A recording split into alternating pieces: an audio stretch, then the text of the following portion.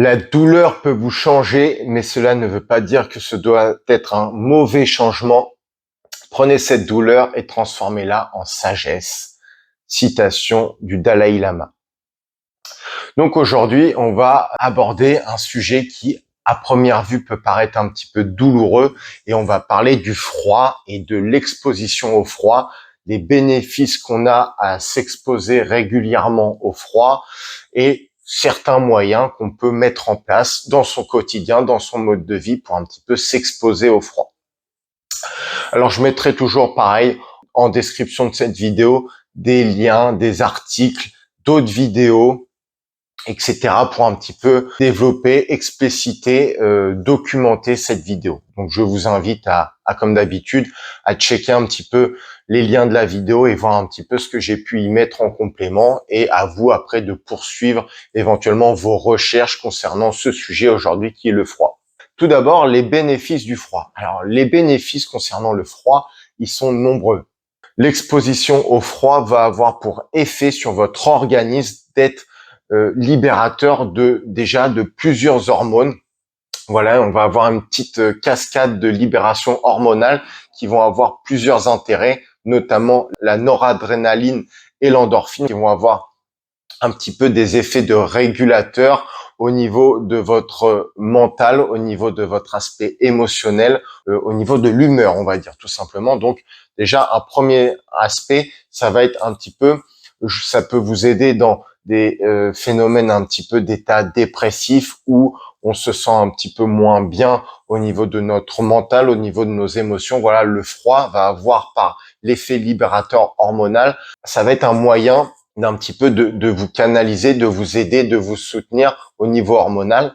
Et autre aspect intéressant au niveau hormonal, ça va être pour les hommes, notamment la libération, en tout cas favoriser la production de testostérone, parce que je vous l'explique si vous ne le savez pas, c'est pour ça que les testicules chez l'homme sont en dehors du corps, c'est pour être un petit peu moins chaud que le corps qui est environ à 37 degrés. Les testicules étant en dehors du corps, d'une certaine manière, elles sont quand même rattachées au corps, mais elles ne sont pas à l'intérieur même, et donc elles sont un petit peu en dessous, elles sont aux alentours des 35,5, 36 degrés, donc, parce qu'il faut que ce soit un petit peu plus frais, un petit peu plus froid, pour favoriser la production de testostérone et la conservation de spermatozoïdes, etc., en relation avec la testostérone. Donc, les études montrent que voilà, le fait d'immerger, l'effet de contacter du froid au niveau des testicules chez l'humain, chez l'homme, et chez toute espèce, mais là on va rester chez l'homme, va favoriser la production, la libération de testostérone, augmenter la production de spermatozoïdes, etc. Donc on va avoir un effet, une cascade bénéfique à l'exposition au froid, notamment pour le sexe masculin, mais aussi pour le sexe féminin. L'exposition au froid est bénéfique à plusieurs niveaux et on va continuer sur les bénéfices. Ça va avoir un effet brûleur de graisse naturel. Le fait de s'exposer au froid va solliciter notre organisme pour maintenir notre température à 37 degrés, et le fait de s'exposer volontairement au froid va solliciter la machine, va solliciter notre corps d'une certaine manière à maintenir cette température à 37 degrés. Et un des moyens, ça va être le fait de brûler de la graisse. Je le rappelle, 1 gramme de graisse produit plus d'énergie, va avoir plus d'énergie pour l'organisme que 1 gramme de glucides. Bon, donc pour les gens qui seraient dans l'optique de perdre du poids, l'exposition au froid est bénéfique, est une bonne chose à mettre en place. Et on le voit même maintenant, on a beaucoup de méthodes de cryothérapie, etc. sont mises en avant, brûleurs de graisse, aide contre la cellulite, etc. Et autre particularité à savoir donc justement sur la graisse et l'exposition au froid, c'est qu'on a 2 types de graisse dans le corps. La graisse dite blanche, qui est celle plutôt de stockage, n'a pas grand intérêt, et la graisse plutôt dite brune, qui elle va être bien assimilée, va être plus facilement utilisable par l'organisme, c'est celle dont il va se servir pour produire de l'énergie et autres choses nécessaires par l'organisme par le biais de la graisse. Le froid, l'exposition au froid, les études tendent à montrer que justement, elle va favoriser la production, la transformation de graisse blanche en graisse brune, donc plus facilement utilisable par l'organisme. On va aussi avoir l'aspect anti-inflammatoire naturel, antalgique naturel, antidouleur, anti-inflammatoire qui est connu. Vous vous faites un coup, vous avez une douleur, une inflammation à quelques niveaux, qu'elle soit au niveau du squelette, des articulations, etc. En première intention, on peut vous dire de mettre du froid, de mettre une poche de froid pour avoir justement un effet anti-inflammatoire et un effet antidouleur naturel. Parce que je vais vous l'expliquer si vous ne le savez peut-être pas. L'exposition au froid, un froid assez intense quand même, faut que ce soit un peu saisissant. Faire attention de ne pas partir non plus dans la brûlure parce que le froid peut brûler. Trouver la juste mesure, mais il faut quand même qu'on ait la sensation de froid.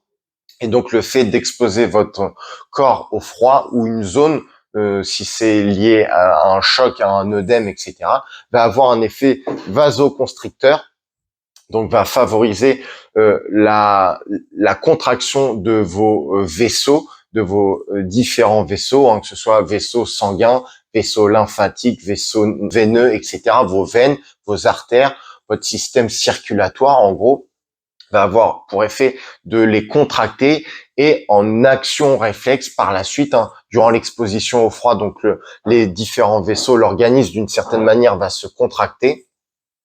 Et une fois l'exposition au froid terminée, l'effet inverse, l'effet réflexe que l'on va avoir, ça va être une vasodilatation proportionnelle à la contraction qui a été subie par le froid. Donc c'est pour ça que une fois qu'on a eu un petit peu ce phénomène de froid, on peut être aussi rouge parce que ça va favoriser la vasodilatation ensuite réflexe. Le corps ayant été contracté d'une certaine manière, en action réflexe, va vouloir se dilater, va augmenter la dilatation et donc ce phénomène de rougeur qu'on peut avoir suite à une exposition au froid, l'action réflexe va être une vasodilatation plus importante. Donc avec tous les effets bénéfiques qu'on peut avoir, augmentation de l'apport de sang, et le sang, je vous le rappelle, c'est lui qui apporte les nutriments, c'est lui qui sert de véhicule à la quasi-totalité de nos nutriments dans le corps à différents endroits. Ça va de votre cerveau jusqu'à vos régions les plus distales, les pieds, les mains, etc. Le fait d'augmenter la vasodilatation soit localement à un endroit, soit globalement par l'organisme en utilisant justement des mouvements réflexes du corps. Si on l'oblige à se contracter, en action réflexe, il va se dilater et se dilater plus que d'ordinaire. Voilà, un des autres aspects, et pourquoi le fait de mettre du froid ou de s'exposer au froid lors d'inflammations locales ou généralisées, lors de pathologies chroniques, on va dire, qui pourraient prendre l'ensemble globalement du corps ou une zone en particulier, tout ce qui va être arthrite, polyarthrite, etc., ou maladies dégénérescentes qui vont avoir un impact plus ou moins important sur une zone ou sur une globalité de l'organisme. L'exposition au froid montre, tend en tout cas à montrer les dernières études, l'importance, les bénéfices qu'on peut en retirer, et aussi pour l'aspect récupération. C'est pour ça que maintenant, beaucoup de grands sportifs, en tout cas après un effort intense, vont aller directement se plonger dans de l'eau glacée ou dans de l'eau très froide pour justement l'aspect récupérateur, l'aspect anti-inflammatoire, l'aspect antalgique naturel que va avoir le froid sur le corps, et ensuite l'effet vasodilatateur réflexe, et donc tous les bénéfices que cela va avoir aussi d'augmenter un petit peu l'apport de sang à différents niveaux dans le corps. Ça va être bon pour le mental, l'ayant expérimenté moi-même, l'exposition au froid. Moi, voilà, je pratique la douche froide depuis des années, tous les matins, en fonction de la saison. Bien sûr, des fois, je commence par un petit peu de chaud, ou alors je commence directement par du froid. Tout dépend de mon humeur, tout dépend de comment je me sens, l'exposition que j'ai envie d'avoir au froid. Mais en tout cas, je m'expose quotidiennement au froid, déjà par les douches froides, et je sais et je le ressens et je l'ai vécu à différentes manières. Je me suis aussi immergé dans des eaux à 0 degré où je m'immerge régulièrement. Voilà, je suis pas le dernier. Par exemple, il y a un lac ou en bord de mer, etc. Peu importe la saison, connaissant les bienfaits du froid, peu importe la température de l'eau, je vais aller me baigner parce que je connais les bienfaits du froid. Donc justement pour l'aspect mental, je vais vous donner mon point de vue. Quand vous vous immergez dans une eau à 0 degré, il est important d'avoir un certain contrôle, un certain relâchement au niveau des émotions, au niveau du mental, parce que si on se laisse prendre par notre mental, si on se laisse prendre par nos émotions, si on laisse celle-ci prendre le dessus sur nous, eh ben clairement, ce qu'on a envie de faire, c'est de la fuite, hein, parce que de rentrer dans une eau à 0 degré, le froid est saisissant, la morsure est violente d'une certaine manière, et donc il faut réussir un petit peu à contrôler, à calmer, à temporiser son mental et ses émotions pour, entre guillemets, lutter contre l'instinct primaire de survie qui vous dit fuis mon garçon, ce ne sont pas des conditions a priori bénéfiques à ton organisme. Mais c'est là justement où, alors c'est toujours pareil, hein, on va voir un petit peu après, il y a des conditions d'immersion au froid, hein, faut pas faire ça un petit peu à la wall again et faire ça un petit peu n'importe comment, mais en tout cas, sachez que pour l'aspect mental, gestion des émotions, le froid est très bon. En tout cas, c'est une bonne méthode à utiliser. De nombreuses études aussi montrent que l'exposition au froid va avoir de bons effets sur le sommeil pour les gens voilà qui auraient des petits problèmes d'endormissement, qui seraient sujets à des insomnies, etc. Un dérèglement en tout cas au niveau du sommeil, déjà par la cascade d'hormones qui sont libérées et dont certaines font partie justement d'un l'aspect mental, relaxation, détente et donc peuvent aider à un phénomène d'endormissement, et aussi à savoir que pour rentrer dans un état de sommeil, le corps baisse en température. Voilà, il va un petit peu réduire sa température. C'est pour ça qu'il est bon de dormir dans une pièce, dans votre chambre. Ça ne doit pas être l'endroit de votre maison ou de votre appartement où la température est la plus élevée. On conseille voilà de dormir dans des températures entre 17 et 19 degrés grand maximum pour avoir un petit peu cette sensation de froid environnant et aider un petit peu votre organisme à baisser en température et donc à rentrer en état de sommeil. D'où une autre importance de l'utilisation quotidienne ou régulièrement du froid. Et autre aspect aussi, moi par exemple l'utilisant tous les matins, voilà, moi je fais partie de la team je me douche le matin. Voilà, soit comme j'ai dit en fonction de la saison, je vais commencer des fois par un peu de chaud ou directement du froid. On va dire qu'en période automnale, hivernale, je peux me tolérer un petit peu de chaud au début pour me mettre en appétit d'une certaine manière, m'échauffer, mais ça se terminera toujours par du froid. Et pour tous ceux qui diraient oh bah j'ai du mal à me réveiller le matin, si j'ai pas pris mon café, je me mets pas en route, adoptez la technique de la douche froide, vous allez voir, c'est l'équivalent de 200 cafés d'un coup, hein. Ça vous saisit, ça vous prend, ça vous réveille, ça vous tonifie, et derrière vous sortez d'une bonne douche froide, vous allez être là en mode waouh, c'est parti quoi. Donc voilà, surtout si dehors il fait déjà un petit peu froid, froid plus froid, ça va vraiment vous dynamiser. Et même en plein été, en pleine chaleur, ça fait du bien. Vous prenez une douche froide, alors la sensation de morsure, etc., sera moins flagrante. La sensation de froid, justement, sera plus agréable. Le fait de prendre une douche froide aura toujours l'effet de vous réveiller, de vous tonifier, de vous mettre en action d'une certaine manière. Donc voilà, les bienfaits du froid. Et il y en a plein d'autres, hein, je pourrais continuer, mais déjà avec cela, avec tous ces bons bénéfices, j'espère que vous voyez un petit l'avantage, les bénéfices que vous pourrez en tirer à vous exposer quotidiennement ou régulièrement au froid par différentes méthodes. Et je vais en expliquer quelques-unes dans cette vidéo. Et ben tout simplement en vous douchant, en vous immergeant dans une eau froide, en vous douchant tous les matins ou régulièrement le soir, etc. En prenant une douche froide. Alors plutôt le matin, moi je le conseille plutôt le matin, parce que alors oui, ça va avoir un bon effet au niveau cascade hormonale, mais ça va avoir aussi un effet dynamisant. Donc si vous êtes un petit peu, si vous allez vous coucher, plutôt voir à avoir une pièce où vous allez dormir froide que plutôt d'aller prendre une douche froide avant de vous coucher, parce que on va quand même avoir un effet galvanisant, dynamisant du fait du froid. Donc moi je le conseille pas en tout cas d'aller prendre une douche froide ou de s'immerger dans l'eau froide tout juste avant d'aller se coucher. Je suis pas sûr que ce soit une bonne solution. Quelques heures avant, oui, l'ayant pratiqué moi-même, immersion dans de l'eau glacée ou dans des bains froids, etc. Quelques heures avant d'aller vous coucher, c'est sûr que le soir, quand vous allez vous endormir et la nuit que vous allez passer, ça va être une bonne nuit. En tout cas, moi, c'est l'effet que ça a sur moi. C'est quand j'ai vraiment été saisi par le froid quelques heures avant, je sais que ma nuit sera bien récupératrice et mon sommeil sera bien profond et je vais me réveiller en pleine forme.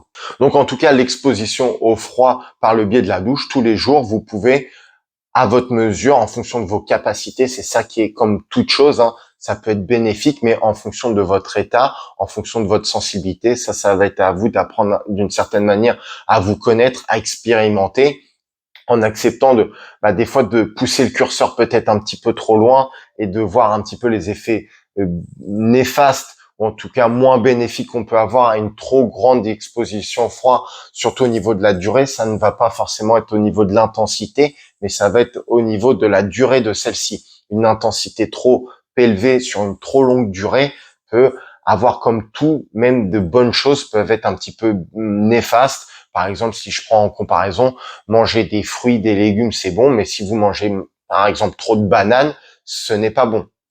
On peut aller jusqu'à une certaine overdose de bananes qui sera néfaste. Pareil pour les pommes, trop de pommes, notamment si vous mangez les pépins de la pomme, trop d'ingestion de pépins de pommes ou de pommes n'est pas bon en fonction du nombre. À partir d'un certain chiffre, ça devient plutôt néfaste.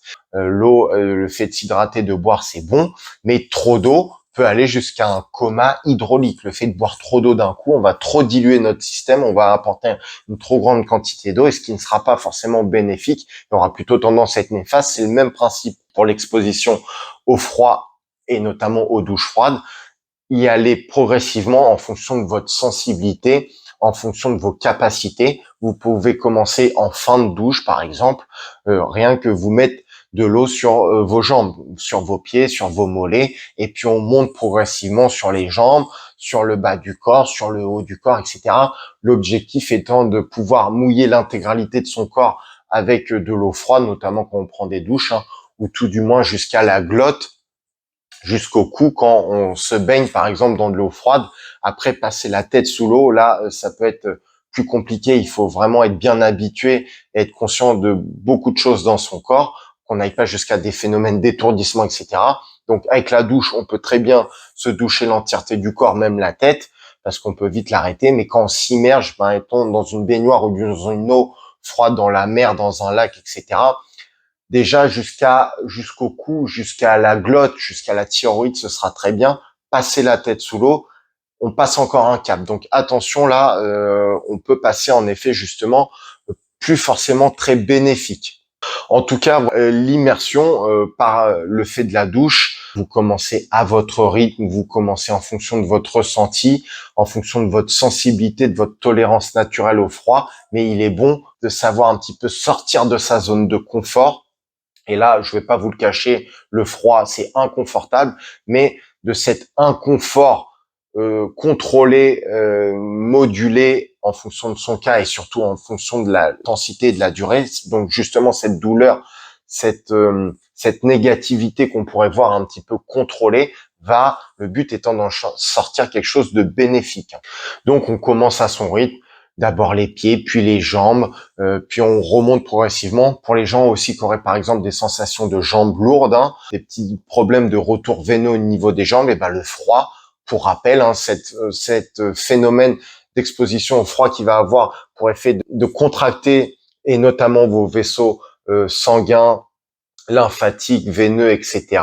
Et ensuite d'action réflexe de vasodilatation, ce mécanisme un petit peu de contraction, décontraction qu'on va provoquer, induire volontairement, peut vous aider aussi dans vos sensations de jambes lourdes ou de mauvais retours veineux, d'avoir une tendance un petit peu à avoir les jambes ou les pieds qui gonflent, etc., ou les extrémités qui gonflent. Et ça peut vous aider justement, ça peut être une des solutions à pratiquer pour favoriser, pour aider un petit peu votre retour veineux, faire travailler votre système circulatoire de manière contrôlée. Au lieu de forcément prendre des produits, etc. Voilà, le froid peut être une bonne piste d'étude et une bonne solution à pratiquer quotidiennement, régulièrement pour vous aider dans, par exemple, vos problèmes de gonflement. Voilà, je le répète, des jambes, des mains, des extrémités d'une certaine manière. Et on peut avoir donc du coup, moi ce que j'ai pratiqué aussi, ça va être l'immersion donc dans une baignoire, l'exposition où on rentre entièrement son corps, pas simplement la douche, mais là on va s'immerger totalement dans une eau vraiment assez froide, le plus proche de zéro. Plus l'intensité sera élevée, mieux ce sera d'une certaine manière. Après, à vous de gérer la durée. Et ça, on va en parler. Et donc, on peut s'immerger. Moi, ce que je faisais, ce que j'ai vu et ce que j'ai pratiqué, c'est un congélateur bac. On met de l'eau dedans, on le met en route, on régule l'eau jusqu'à environ 0 degré. Hein, voilà, on se baigne dans une eau proche de 0 degré avec des petits glaçons. Moi, c'est ce que j'ai fait. C'est vrai que je le fais plus. Il faut que je me rachète un congélateur bac plus grand. Je vous conseille de prendre un grand congélateur. Au moins, moi, j'ai un gabarit de plus d'1,80 m, 1,83 m. Il me faut un congélateur qui a au moins une capacité de 400 litres. Là, j'avais été un petit peu court. J'avais pris moins de 400 litres, je crois 200 litres, et c'est trop court. Et je suis trop étriqué, je suis pas à l'aise, je suis pas bien, sachant que c'est déjà dur l'immersion dans le froid, mentalement, physiquement, émotionnellement. Donc, autant être à l'aise. Donc, si vous voulez expérimenter, prenez au moins minimum 400 litres pour être bien, pour être confortable dans votre immersion, confortable entre guillemets. Donc vous pouvez faire ça, un congélateur bac, ou alors si vous avez une baignoire et mettons un distributeur de glaçons, remplir une baignoire. Moi c'est ce que je fais maintenant. Je remplis déjà une baignoire d'eau bien froide, hein, je mets le robinet à fond au froid et je peux même y rajouter des glaçons dedans pour vraiment diminuer au maximum la température de l'eau. Et donc après, l'important, ça va être de gérer le temps d'immersion. Alors, je vais vous donner une petite piste, je vais vous donner un petit peu un moyen de savoir quand est-ce qu'on arrive à une certaine limite corporelle. En fait, quand vous allez être immergé au froid, la première sensation, que ce soit une douche ou le fait de rentrer dans de l'eau froide, ça va être une sensation de morsure. Évidemment, tout dépend de l'intensité du froid, tout dépend de la température de l'eau, mais vous allez être saisi. Ça peut vous prendre, ça va augmenter votre rythme cardiaque, ça va augmenter votre rythme respiratoire. C'est pour ça aussi que c'est un bon moyen de gérer un petit peu tout ça. Et c'est ce qui est conseillé quand on rentre dans de l'eau froide, c'est de reprendre possession de sa respiration, de contrôler, d'accentuer, d'augmenter son expiration pour favoriser le système parasympathique de relaxation, de détente, etc.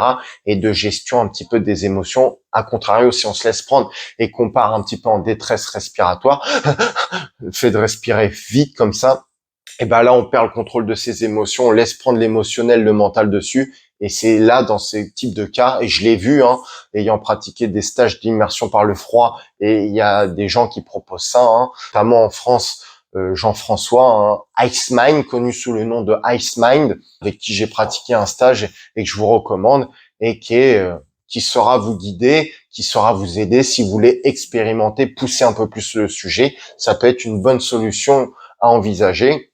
Et notamment, j'en parle dans une vidéo sur la respiration Wim Hof, etc. Dites Wim Hof, en tout cas, qui va vous aider, pareil, à pourquoi pas à gérer un petit peu cette immersion dans le froid. Alors, à savoir que c'est pas parce que vous allez faire la respiration que d'une eau à 0 degré, vous allez avoir la sensation de rentrer dans une eau à 20 degrés. Pas du tout. Le 0 degré sera toujours du 0 degré. Et donc, c'est aussi le but d'apprendre à gérer vos émotions et votre mental par le biais de la respiration, allonger votre temps respiratoire d'expiration pour reprendre, pour un petit peu contrôler votre mental et vos émotions. Quand on rentre, la sensation, c'est du froid, c'est mordant. Surtout, plus on va rentrer le corps, notamment arriver au niveau des poumons, du cœur, jusqu'à la gorge, la thyroïde. Là, une fois que tout est immergé, là, la sensation de froid est vraiment prenante, surtout si on y plonge aussi les mains, qui va accentuer le phénomène. On peut laisser les mains hors de l'eau, mais si on plonge les mains, on va encore accentuer le phénomène. Plus de surfaces de peau seront en contact, plus on va accentuer le phénomène de froid et les effets sur l'organisme.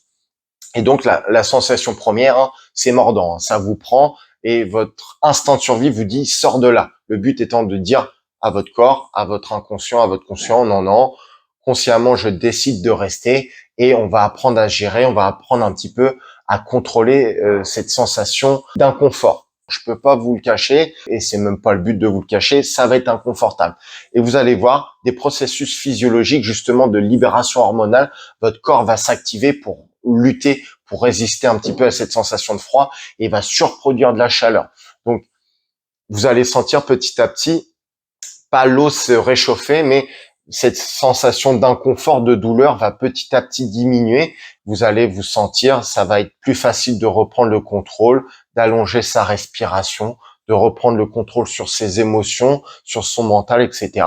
Vous allez vous sentir, entre guillemets, de mieux en mieux. le froid sera toujours froid. Mais vous allez vous dire, ok, là c'est bon, je suis posé, c'est froid, mais bizarrement je l'accepte et je sens que c'est de moins en moins mordant, c'est de plus en plus confortable d'une certaine manière.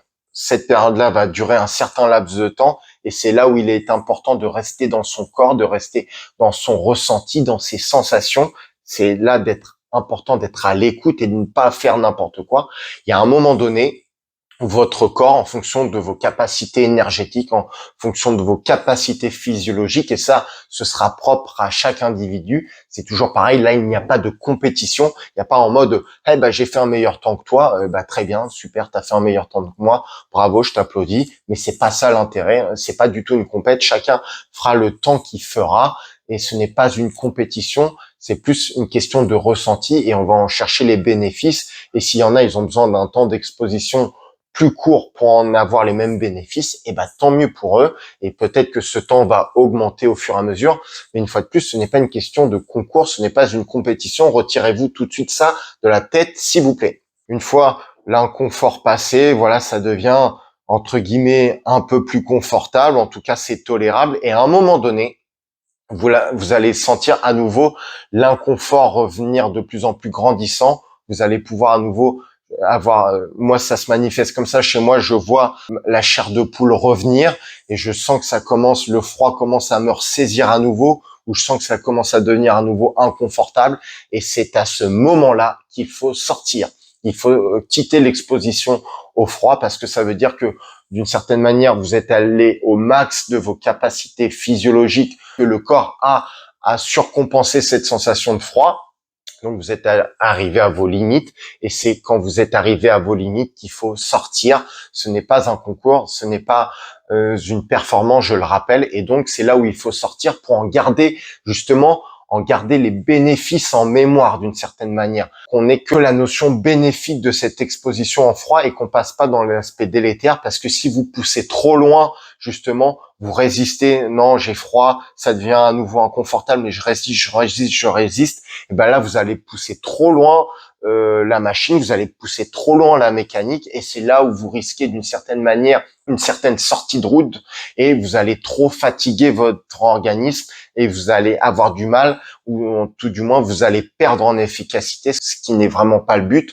Donc cela, ça va être important d'apprendre à vous connaître, à gérer un petit peu ce ressenti, quitte au début à un petit peu diminuer le temps d'exposition, même si physiologiquement vous auriez pu le faire un petit peu plus, mais vaut mieux moins que trop là, ça va être clairement le cas, pour en garder toujours les bénéfices. Même si vous sortez avant cette sensation à nouveau de moins bien, à nouveau de frissonnement, de chair de poule, etc., vous en tirez quand même des bénéfices. Mais le but d'aller jusqu'à la frontière, jusqu'à la limite, vous maximisez d'une certaine manière les bénéfices et vous renforcez votre organisme à la gestion du froid, un petit peu comme à la salle de sport, ou lors de sport, vous repoussez un petit peu gentiment vos limites, vous allez jusqu'à la dernière possibilité, jusqu'à un petit peu la dernière répétition, et là où ça devient vraiment douloureux, mais où c'est là, à la dernière, là où on casse vraiment des fibres, si on garde l'image du sport, la dernière répétition, la plus dure, celle où limite on nous aide un petit peu,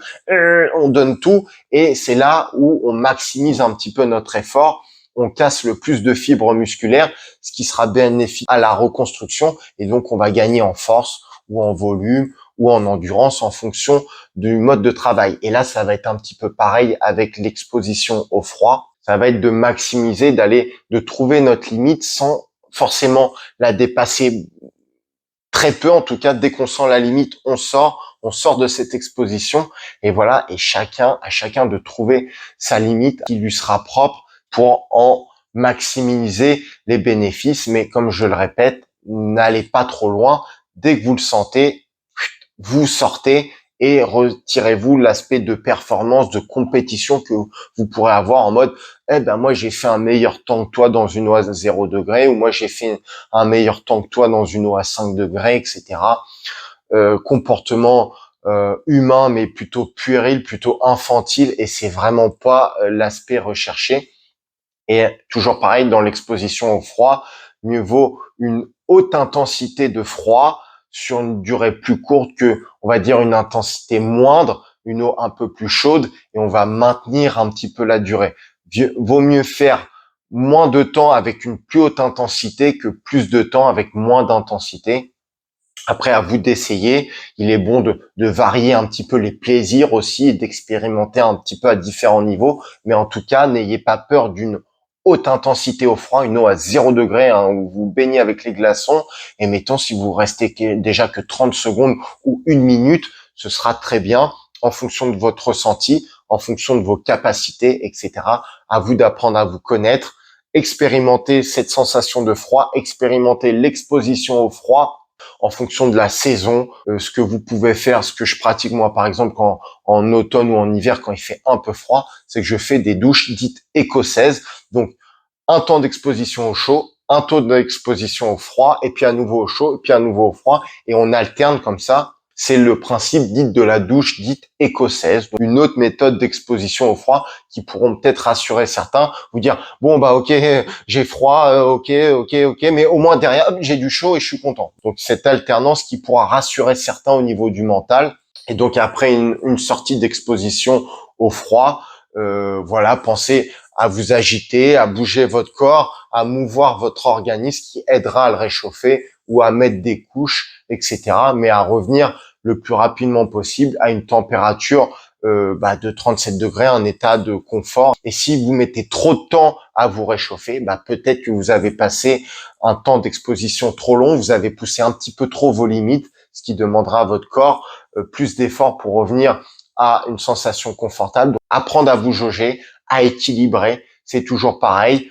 Là, on va chercher les effets bénéfiques, mais si vous poussez trop, vous pouvez avoir des effets négatifs, ce qui n'est pas le but recherché. Mais comme tout apprentissage, vous passerez peut-être par certaines erreurs. Ne les poussez pas trop loin et sachez en retirer les bénéfices de vos erreurs. Apprenez à justement à sortir le meilleur de vos erreurs, ce qui sera toujours un petit peu le cas, peu importe le sujet. Là, c'est dans l'exposition au froid.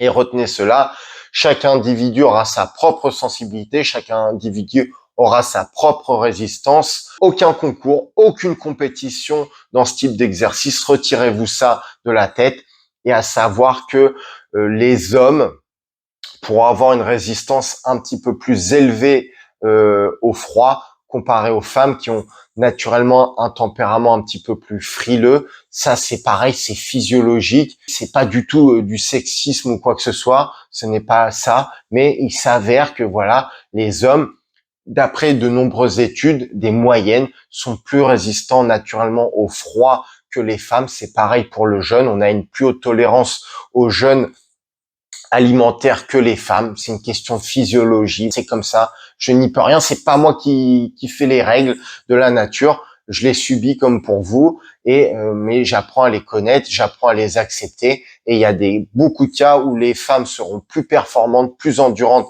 que les hommes. Mais bon, il s'avère que d'après de nombreuses études, ce que j'ai pu entendre, c'est que les hommes ont tendance à plus facilement résister au froid. Donc, plutôt être encourageant avec les femmes et ce sera normal qu'elles fassent des temps d'immersion moins longs, pas de moquerie à avoir ni quoi que ce soit de négatif, c'est comme ça, c'est physiologique, c'est biologique, c'est aussi une question d'hormones, etc. Testez, expérimentez, documentez-vous, renseignez-vous sur tous les bienfaits du froid, continuez vos recherches et équilibrez-vous, apprenez à vous connaître. Je terminerai en vous souhaitant un bon équilibrage avec le froid et à bientôt.